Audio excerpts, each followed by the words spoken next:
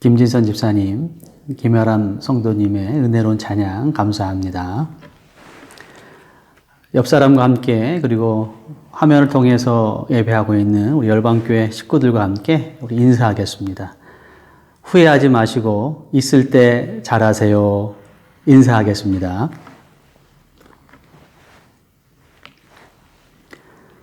이정로 집사님, 우리 김진선 집사님 가정이 6월 16일 날 프랑크푸르트로 이사를 가십니다.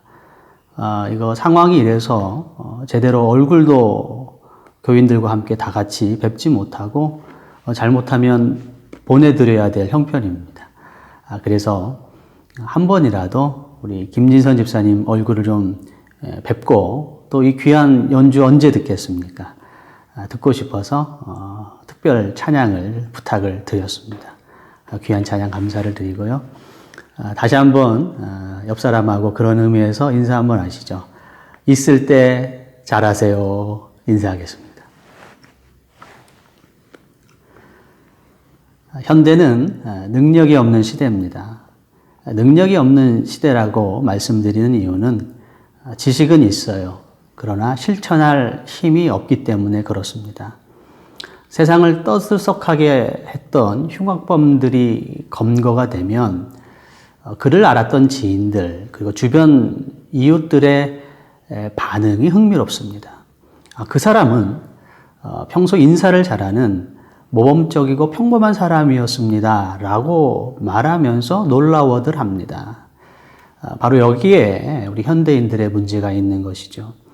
우리가 보여주고 있는 착하고 모범적인 인상들, 그러나 그것을 사실은 실천할 힘이 없다라는 사실입니다. 잠깐 보여줄 수는 있어요. 그러나 그것이 우리의 본 실력은 아닙니다. 인간은 욕망과 욕심에 사로잡혀 있습니다. 인간의 문제는 욕심에 있습니다. 지식에 있지 않고 욕심에 있습니다. 욕망에 사로잡히고 욕심에 사로잡히고 특별히 이 욕망에 힘이 가고 또 불이 붙으면 그 누구도 통제할 수 없는 상태에 빠지는 것이죠. 지식이 욕심을 통제할 수 있는 것이 아닙니다. 이게 바로 우리의 문제가 되는 것이죠.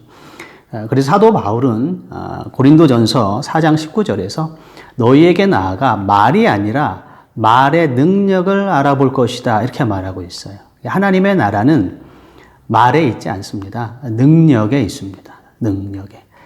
그래서 오늘 저와 여러분들은 이 능력이라는 것이 어떤 것이며 어떻게 이 능력을 우리가 소유할 수 있을 것인가 라는 주제를 생각해 보면서 은혜도 받고 또 도전도 받도록 하겠습니다. 오늘 본문의 1절과 2절은 편지의 인사 부분에 해당되고요. 3절부터 편지의 본론입니다. 이 본론의 시작이 찬송하리로다라는 단어로 시작되고 있어요.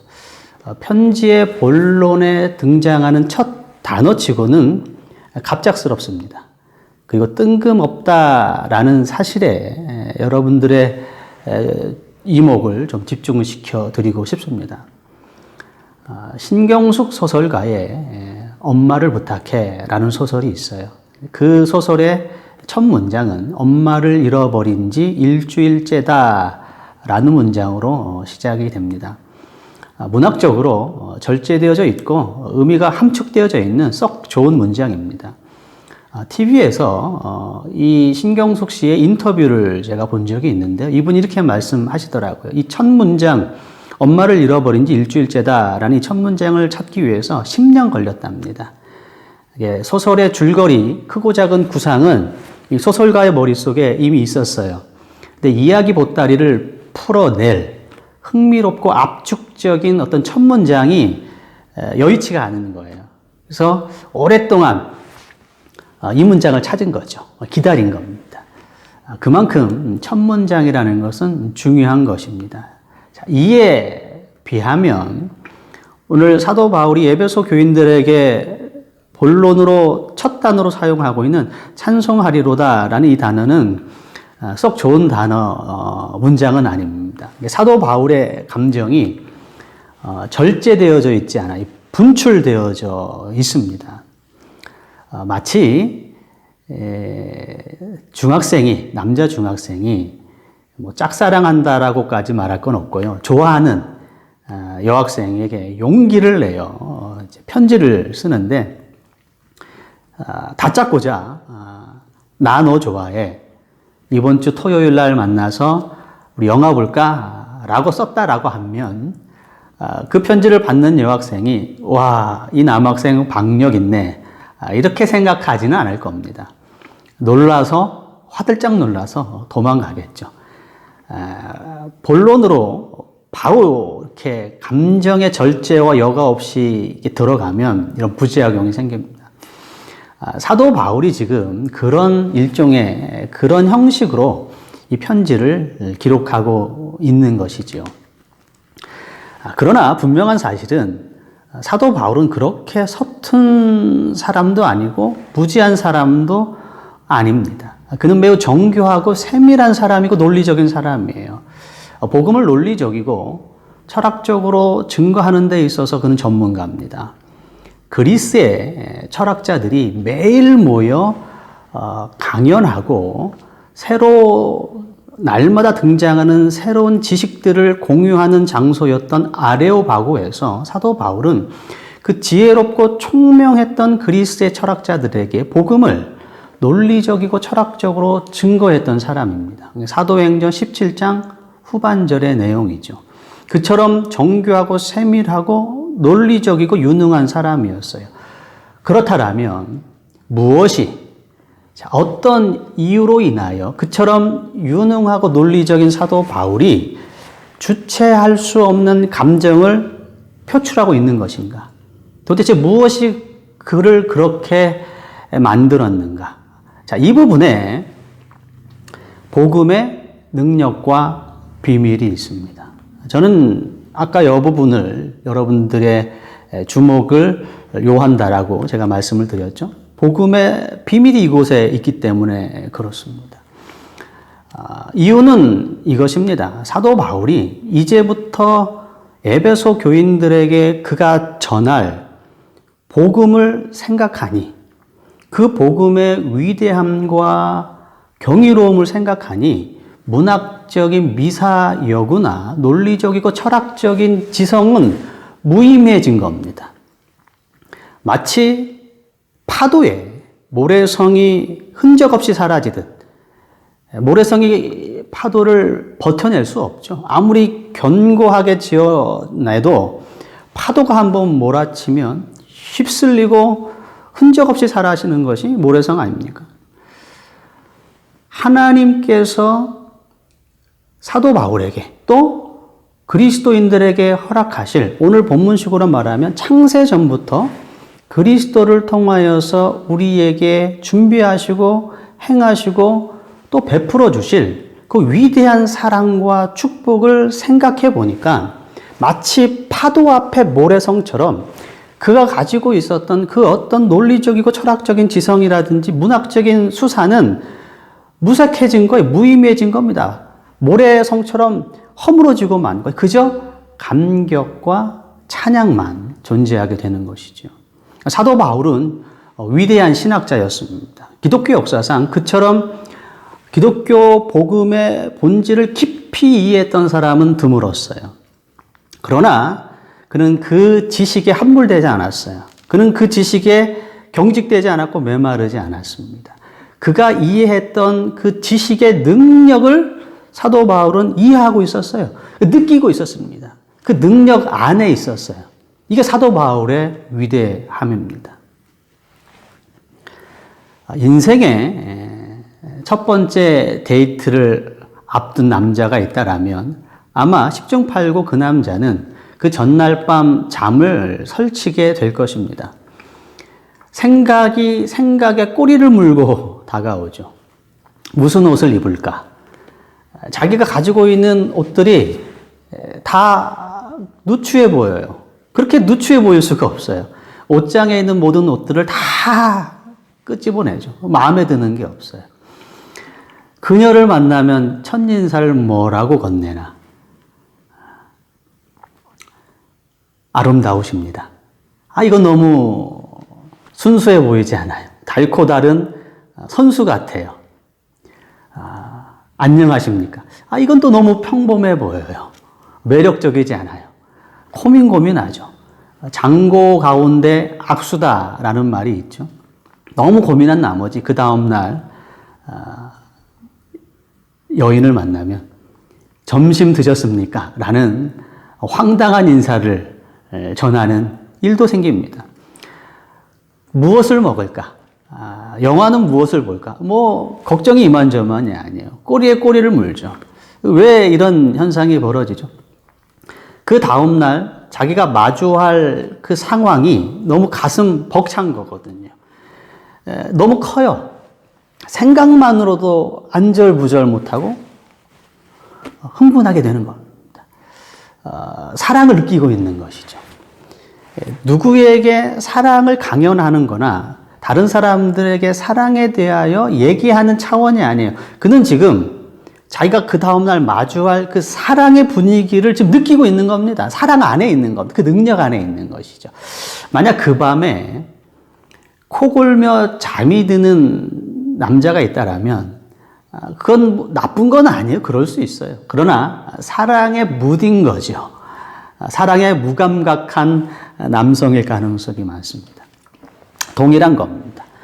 만약 우리가 복음의 본질, 하나님의 위대하신 사랑, 하나님이 우리에게 행하시고 준비하시고 베푸실 그 위대한 축복을 느낄 수만 있다라면, 느낀다라면 그 사람은 경직되지 않습니다. 그는 투명하지 않고 사무적일 수가 없어요.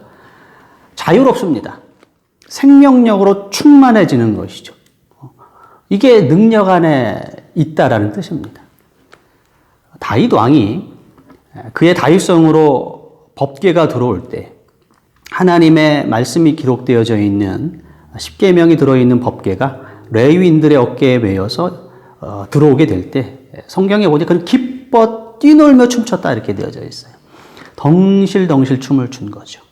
얼마나 열정적으로 춤을 췄냐면 바지춤이 흘러 내려갔어요. 그걸 바라보고 있던 그의 아내 미갈이 왕이 채통머리 없이 춤을 춘다 이렇게 힐난했습니다. 그러나 이 다윗은 가만히 있을 수가 없었어요. 그는 춤을 추지 않을 수가 없었습니다. 다윗은 이 법궤라는 것이 하나님의 임재를 상징하는 거거든요. 하나님의 말씀의 임재, 하나님이 날마다 함께 하신 임마누엘의 이 신앙을 상징하는 거예요.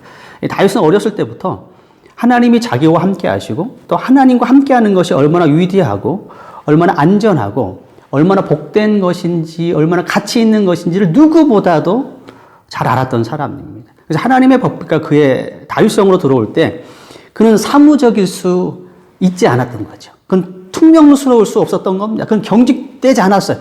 그는 생명력으로 충만하여 덩실덩실 춤을 추면서 열정적으로 기뻐 춤출 수 있었던 것입니다. 스바냐 3장 17절 말씀으로 가시겠습니다. 스바냐 3장 17절 말씀.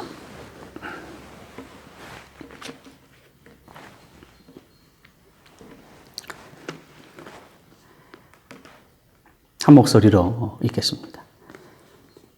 너의 하나님 여호와가 너의 가운데에 계시니 그는 구원을 베푸실 전능자이시라. 그가 너로 말미암아 기쁨을 이기지 못하시며 너를 잠잠히 사랑하시며 너로 말미암아 즐거이 부르며 기뻐하시리라 하리라. 아멘. 사실 다윗이나 바울보다 이 주체할 수 없는 사랑의 감정으로 가득하시고 충만하셨던 분은 하나님이십니다. 너로 말미암아 기쁨을 이기지 못하며, 기쁨을 이기지 못한다는 말씀은 정신을 차릴 수 없다 이것 뜻입니다. 어찌 할 줄을 모른다 이런 뜻이죠. 잠잠히 바라보신다. 애정 가득한 눈빛으로 응시하는 겁니다. 이게 잠잠히 바라보는 것이죠. 마치 우리 아이들이 새근새근 잠들어 있는 모습을 바라볼 때 얼마나 아름답습니까? 이 아이들이 깨어 있을 때는 지금 우리 아이들도 같이 지금 예배를 드리고 있기 때문에 제가 단어 선택을 잘해야 됩니다. 잠이 깨어 있을 때 우리 아이들은 혈기왕성해요. 개구쟁이입니다. 뭐 이 정도 차원에서 표현을 하겠습니다. 잠들어 있을 때는 천사죠, 천사. 꽃도 그런 꽃이 없습니다. 우리 어르신들이 꽃 중에 최고는 인꽃이다, 사람꽃이다 이렇게 말씀하지 않습니까? 가장 아름다운 거예요. 가장 예쁜 거예요. 잠들어 있는 아이의 모습이 인꽃입니다. 너무 예쁘죠. 얼굴을 쓰다듬어 주고요. 머리도 어루만져 주고요. 입에 입도 맞춰줍니다.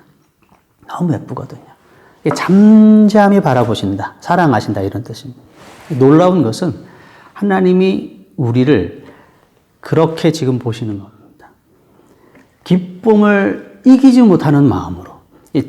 과거에 그랬다는 것이 아니고 앞으로 그럴 거라는 것이 아닙니다. 지금입니다. 지금 예배하고 있는 이 순간입니다. 이 순간 여러분들을 보시며 하나님은 기쁨을 이기지 못하고 계시는 것이죠. 애정 가득한 눈빛으로 여러분을 지금 보고 계시는, 어찌할 바를 모르는, 정신을 차릴 수 없는 그 사랑으로 여러분을 보고 계시는 놀라운 것이죠.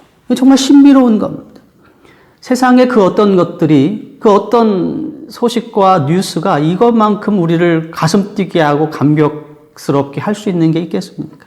창조주, 하늘의 하나님이 우리를 바라보며 어찌할 바를 모르신다. 그 사랑으로 인하여 예수님께서 하늘 보좌를 버리신 겁니다. 현대의 많은 혼란 가운데 많은 부분은 권력자들이 그들이 앉아있는 이 권좌에서 내려와야 될 때 내려오지 않으려 하기 때문에 발생됩니다. 그 자리에 더 오래 앉기 위해서 불법을 행하는 것이죠. 자기만 권력을 유지할 수 있다면 주변 사람은 어찌 돼도 상관없어요. 그 나라가 어찌 돼도 상관없어요. 이 땅이 어떻게 되든지 상관하지 않습니다. 한 줌도 안 되는 거 아니겠습니까? 한 줌도 안 되는 그 권력의 권좌에서 내려오는 것도 그렇게 어려운 겁니다. 하물며 우리 예수님께서는 하늘 보좌에서 내려오셨어요. 임기가 있는 것도 아니에요. 그 자리에 영원전부터 영원토록 찬양과 경배받기에 합당하신 분이셨습니다. 그분이 죄인된 우리를 위해서 하늘 보좌를 버리시고 권좌에서 내려오신 것이죠. 놀라운 겁니다. 그리고 이 땅에 오셔서 예수님께서는 십자가를 지셨습니다. 세상의 권력자들이 이 권좌에서 내려오지 않으려는 이유는 하나죠. 폼나는 자리이기 때문에 그렇습니다. 주변 사람들의 시선을 받고 모든 조명이 그 사람에게 집중되어져 있죠. 폼나는 자리입니다. 그래서 내려오지 않으려고 하는 것입니다. 그러나 우리 주님께서 하늘 보좌 버리시고 오셔서 하신 일은 부끄러운 십자가를 지시는 일입니다. 성경은 십자가를 얘기할 때 부끄러운 십자가다 이렇게 표현하고 있어요. 십자가는 부끄러운 겁니다. 우리 주님께서는 십자가를 지시고 골고다 언덕까지 가장 먼 동선들을 선택하여 골목골목 누기며 십자가를 지셨습니다. 그것은 두 가지 이유입니다. 하나는 십자가를 진 죄인들에게 수치감을 주기 위한 겁니다. 또 하나는 그것을 지켜보는 주민들에게 경각심을 주기 위한 것이죠. 죄를 지면 이렇게 된다라는 경각심. 수많은 사람들이 주님의 십자가를 다 보는 겁니다. 그래서 부끄러운 십자가입니다. 주님은 십자가에서도 여전히 하나님이셨고 그분은 능력이셨고 죄가 없으셨어요. 그러나 십자가를 지시고 비아 돌로로사라고 불리는 그 십자가의 길을 걸으신 겁니다. 이게 얼마나 다른 겁니까? 세상의 권력자가 권좌에서 내려오지 않으려고 하는 그 욕심과 영원토록 찬양을 받으시기에 합당하신 그 영원하신 하나님이신 예수님이 스스로 이 땅에 오셔서 부끄러운 십자가를 지신 것은 얼마나 급이 다른 겁니까? 하늘과 땅만큼, 아니 그 이상의 차이가 있는 것이죠. 이 하나님의 사랑의 높이와 깊이와 넓이와 길이를 발견하고 느끼고 깨닫게 되면 그래서 그 사람은 침묵하게 되는 것입니다. 침묵하게 되는 것이죠. 머리를 조아립니다. 세상의 문학적인 미사여구가 어떻게 들어올 수 있어요? 그 사랑 앞에서. 논리와 철학적인 지성이 어떻게 뽐낼 수가 있는 것입니까? 세상에 그 한 줌도 안 되는 그 욕심과 권세와 명예와 경험과 지식이 어떻게 그 앞에 들어올 수 있겠습니까? 마치 파도 앞에 허물어지는 모래성처럼 하나님의 위대하신 사랑과 그 능력과 그 깊이 앞에 다 머리 숙여지는 겁니다. 침묵하게 되고 머리 숙여지게 되고 그저 찬양과 감사와 경배만 있게 되는 것이죠. 이게 능력입니다. 이게 영성이에요. 오늘 저와 여러분들은 격동의 시대를 살아가고 있습니다. 제가 격동의 시대라고 말씀드리는 이유는 우리가 지금 직면하고 있는 코로나19 이전과 이후의 세계로 구분되어지기 때문에 그렇습니다. 치료제와 백신 없이 일상으로 돌아가는 것은 안타깝지만 불가능해 보입니다. 아니, 일상으로 돌아가더라도 이후라도 그것은 전혀 새로운 일상이 될 것입니다. 전인 미답의 길이에요. 그 누구도 지금 상황을 예측한 사람도 없고 또 지금 같은 상황을 경험해 본 사람이 없습니다. 전인 미답입니다. 세계 지도자들도 전문가들도 미래를 예측할 수 없는 겁니다. 그런 측면에서 우리는 격동의 시대를 살아가고 있습니다. 무엇이 이와 같은 시대에 참된 치료책이 될까요? 무엇이 우리를 위로하고 우리를 강하게 할 수 있습니까? 세계 정상들이 모여서 회의하면 우리가 힘을 얻을 수 있습니까? 예술가들이 모여서 노래를 불러주면 우리가 힘을 낼 수 있습니까? 아니, 치료제가 개발되는 소식이 들려오면 우리가 살아갈 수 있습니까? 조금은 도움이 되겠죠. 그러나 이후에 인류가 맞닥뜨리게 될 난제들은 계속되는 겁니다. 그 다음은 또, 그 다음 난제들은 어떻게 감당할 수 있겠습니까? 여러분, 참다운 치료책은 회의도 아니고 노래도 아니고 어떤 물리적인 어떤 게 아니에요. 신령한 능력입니다. 사랑으로 가득한 지식, 사랑으로 역사하는 믿음이 우리의 참다운 보호책이 되고 치료책이 되는 것이죠. 성령께서 우리의 심령에 그 위대한 사랑을 부어주시는 겁니다. 하나님의 그 사랑의 높이와 깊이와 넓이와 깊이, 그 위대한 사랑, 광활한 사랑을 우리 심령의 성령께서 물붓듯 부어주시는 것. 그로 말미암아 우리의 심령 가운데 기쁨을 이기지 못하는 상태가 되는 것. 이게 부흥이죠. 그리고 이것이 현대교회가 필요로 하는 것입니다. 저는 설교 서두에서 인간은 욕망과 욕심에 사로잡힌 존재라고 말씀을 드렸어요. 우리 누구나 이 욕심에 사로잡혀 있어서 관계가 파괴되는 겁니다. 하나님이 우리에게 주신 축복과 가장 좋은 복도 우리의 욕심으로 관계를 끊어놓고 이걸 발로 차고 있어요. 그래서 불행이 오는 겁니다. 아픔이 오고 고통이 오는 것이죠. 그러나 주님이 주시는 성령을 통하여 우리 심령에 부어주시는 그 놀라운 사랑이 가득하고 우리가 그것으로 인하여 우리의 마음 가운데 기쁨을 이기지 못하는 그 능력이 임하게 된다면 관계가 회복되는 겁니다. 새 역사를 이룰 수 있는 거예요. 하나님의 사랑이, 생각해 보세요. 하늘 보자 버리시고 이 땅에 오셨던 그 놀라우신 창조주의 사랑이 이 자그마한 심장과 이 심령에 채워졌다고 생각해 보세요. 터져 나가지 않겠습니까? 가슴 벅차오르지 않겠습니까? 우리는 그 사랑을 느끼는 거예요. 그 사랑 안에 거하는 겁니다. 그 어떤 두려움, 그 어떤 슬픔, 그 어떤 흉흉한 소식이 우리를 해칠 수 있겠습니까? 우리 안전할 수 있는 겁니다. 우리는 든든할 수 있는 겁니다. 모든 지각에 뛰어난 그리스도의 평강으로 살아갈 수가 있게 되는 것이죠. 바로 이게 필요한 겁니다. 이게 능력이고 이게 영성이에요. 사랑하는 열방교회 성도 여러분, 겸손하게 하나님께 이 능력을 구해야 될 줄로 믿습니다. 오늘 이 시대에 필요한 지식이 있다라면 사랑으로 가득한 이 신령한 지식입니다. 호세아 4장 6절에 하나님께서는 호세아를 통하여서 내 백성이 지식이 없으므로 망하는도다 이렇게 말씀하셨어요. 여기서 말하는 그 지식은 무엇입니까? 사랑으로 역사하는 지식이죠. 신령한 능력입니다. 이 지식을 갖고 있는 사람들이 살아가게 되는 겁니다. 없으면 망하게 되는 것입니다.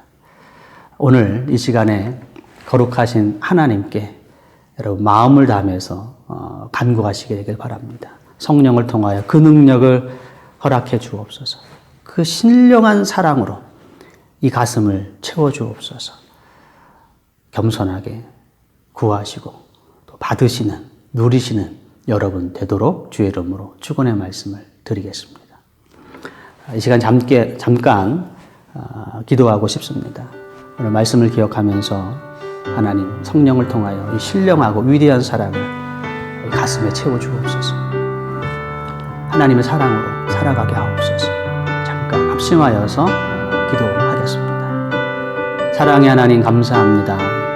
하나님의 사랑, 하나님의 능력, 하나님의 그 넘치는 사랑을 오늘 이 시간 저희들에게 허락하여 주옵소서. 이 흉흉한 세상 속에서 우리를 지켜줄 수 있고 우리를 강하게 할 수 있는 것이 무엇입니까? 오직 하나님께서 저희를 사랑하신 그 위대하신 사랑, 하늘 보자 버리시고 이 땅에 부끄러운 십자가를 지셨던 그 겸손과 그 희생, 하나님 그 살아있는 능력을 우리가 소망하오매 이 시간 허락하여 주옵소서. 채워 주옵소서. 이 심령에 부어 주옵소서. 성령으로 물붓듯 부어 주옵소서. 그러므로 말미암아 이 땅에서 저희가 좌로나 우로나 요동하지 아니하고 하나님을 믿는 믿음으로 승리하는 저희들 되어질 수 있도록 축복하여 주옵소서. 예수님의 이름으로 감사하며 기도합니다.